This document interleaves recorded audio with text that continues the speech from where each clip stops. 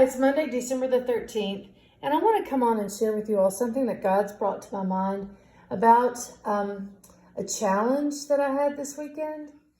And he kept bringing this back to my mind, and I realized what he was showing me, and it helped to make my decision for me. So let me just share with this story with you guys, because if this is a challenge that I was faced with recently, chances are you all are being faced with this as well. And we've got to be on our guard. So the story I want to tell you that God kept bringing to my mind this weekend was Joshua chapter 9. Okay, we're told that Joshua was such a godly man that the Lord asked Joshua to lead his children into the promised land where there were giants, and to slay all the giants and reclaim the land for God's purpose.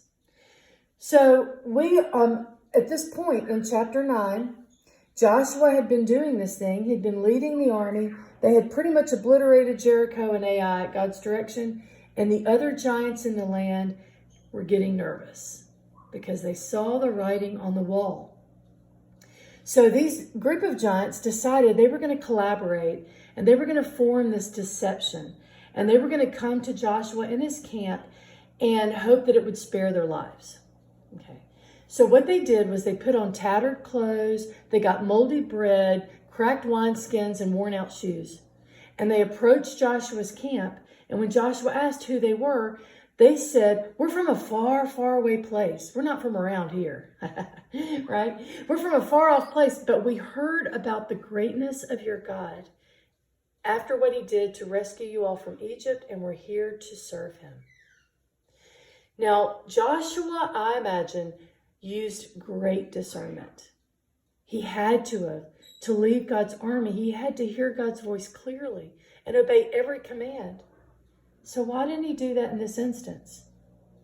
Because these giants came flattering the God that Joshua serves. And it was probably in Joshua's mind to think, well, the enemy surely wouldn't flatter God. So these must be good people, right?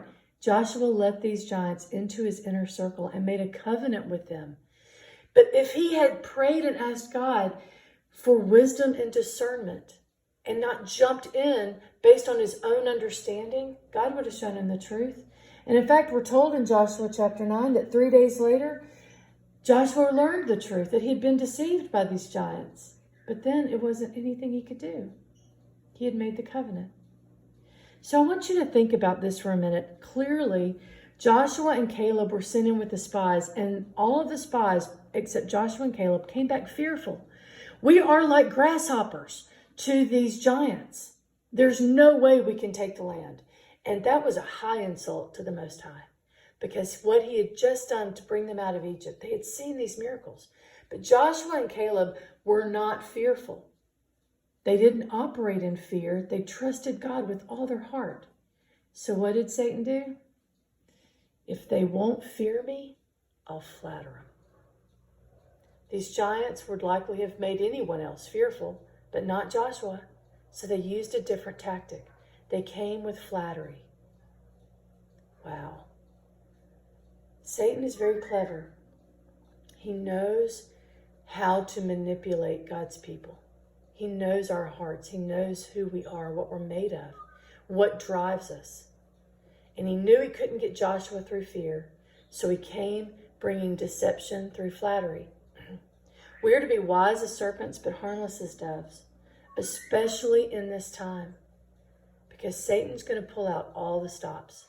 He's going to use every trick in the book. And if he can't make you fearful and anxious about what we're seeing in the world today, he'll flatter you. And by doing so, he's going to bring many down. And I want to share this warning with you. We're told exactly how to be on our guard in Daniel 11, starting with verse 32. "And such as do wickedly against the covenant shall he corrupt by flatteries. But the people that do know their God shall be strong and do exploits. And they that understand among the people shall instruct many. Yet they shall fall by the sword and by flame, by captivity and by spoil many days. Now when they shall fall, they shall be helped with a little help, but many shall cleave to them with flatteries." and some of them of understanding shall fall. Wow, that's frightening to think about. They'll fall to try them and to purge and to make them white, even to the time of the end, because it is yet for a time appointed.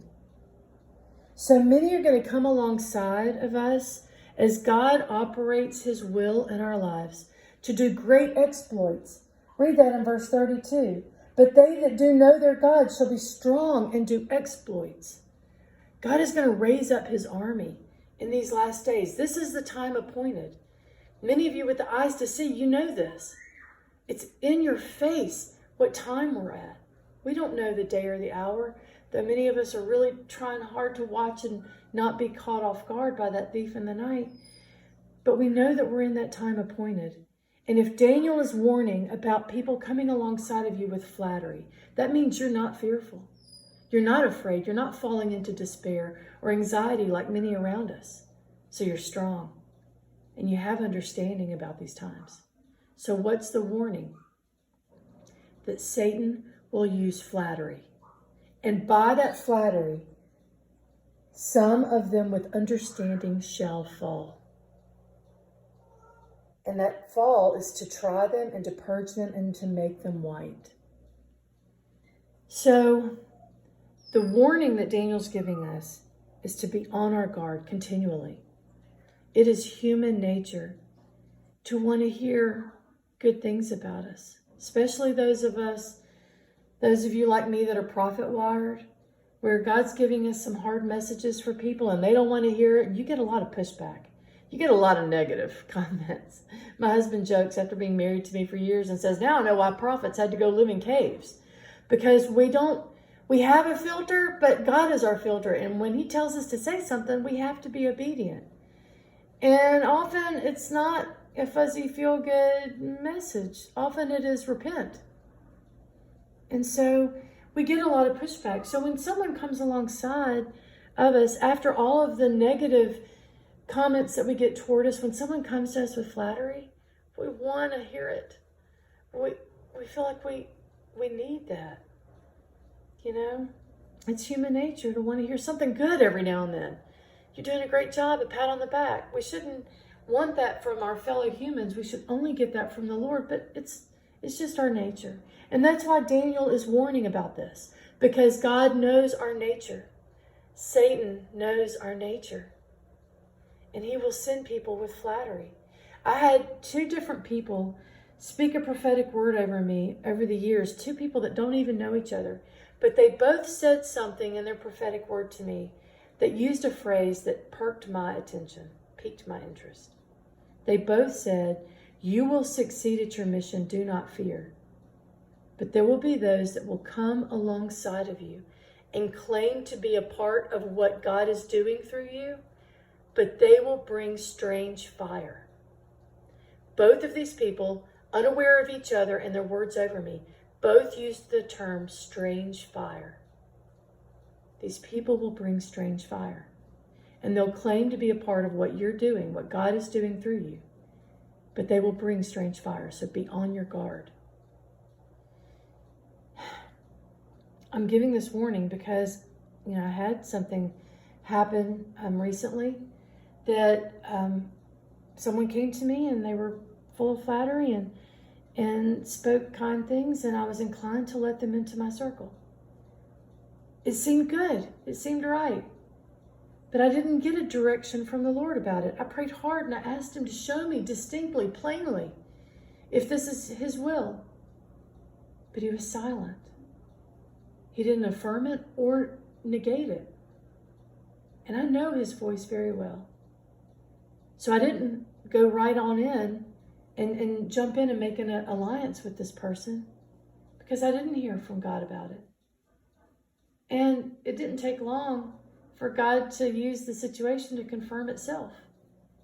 Just like if Joshua had just waited 3 days before making this covenant with the giants, their true nature was revealed. It's just that sometimes we jump in because it seems good in our own understanding. So this warning is to me, it's to all of us. If Satan can't get you with fear, he's going to come at you with flattery. And he might even brag on the God that we serve. Don't let your guard down. You trust in the Lord with all of your heart and lean not on your own understanding, no matter what. Because our hearts are deceptively wicked, and though we might think it's good, we can be deceived by our own thoughts and our own heart. So take everything to the Lord in prayer. He will show you. He'll guide you, and he'll lead you in the right path. Don't jump the gun because it looks good in your own eyes. These people seem to be flattering and seem to be a part of what you're doing. You take everything to the Lord in prayer. They might be on God's side. They might be someone God wants to bring alongside of you, and he'll show you that. But don't just jump right in because they come flattering your God or you. So that's the warning. We're in that time appointed that Daniel's talking about.